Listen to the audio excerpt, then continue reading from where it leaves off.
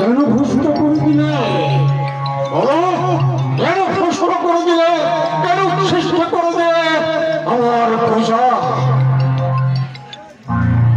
নারী এবার আমি প্রশাসন